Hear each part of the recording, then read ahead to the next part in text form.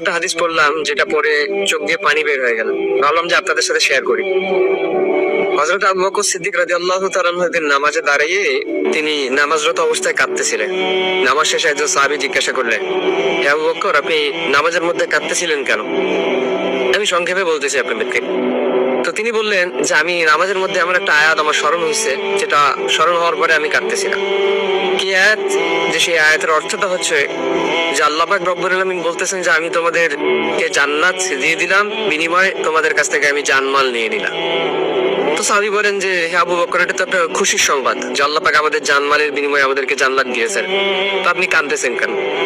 আবু বকর সিদ্দিক রাদিয়াল্লাহু তাআলা আনহু বললেন যে আমি আজকের আগ পর্যন্ত এটাকে খুশির সংবাদ মনে করতাম, কিন্তু আজকের পর থেকে আমি এটা শুনলেই, এটা মনে করলেই আমার কান্না চলে আসে। কেন? যে তুমি তো জানো আমার একটা কাপড়ের দোকান ছিল। আবু বকর সিদ্দিক রাদিয়াল্লাহু তাআলা আনহু বলতেছেন ওই কাপড়ের দোকানে অনেক কয়েকদিন আগে একজন মহিলা কাপড় নিয়ে গেছিল। তো হঠাৎ করে সে আজকে ফিরে আসছে কাপড় নিয়ে, এসে আমাকে বলতেছে যে তুমি তোমার কাপড় ফিরিয়ে নাও, আমার টাকা আমাকে ফেরত দিয়ে দাও। আবু বকর সিদ্দিক রাদিয়াল্লাহু তাআলা বললেন যে আপনি তো অনেক আগে কাপড় নিয়েছিলেন, এখন ফেরত দেওয়ার কারণ কি? এই মহিলা বলতেছে তোমার কাপড় আমার পছন্দ হয়নি, এজন্য তুমি তোমার কাপড় তোমার কাছে রেখে দাও, আমার টাকা আমাকে ফেরত দাও।